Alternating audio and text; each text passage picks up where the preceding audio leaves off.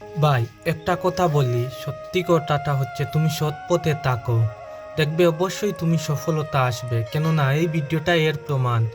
কারণ যত তোমার সামনে পিছনে সোনা গহনা চোখের সামনে পড়ে থাকুক না কেন, কখনো তুমি লোভ করে না।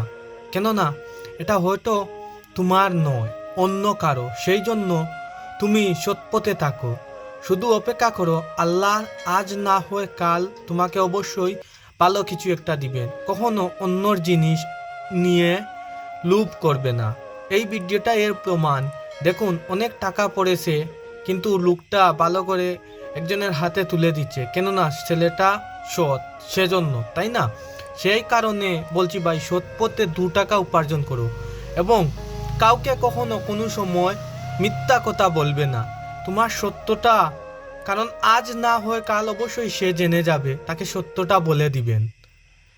এটাই হচ্ছে বাস্তব, তাই না? সেজন্য আমরা সব সময় সত্যের পথে থাকবো।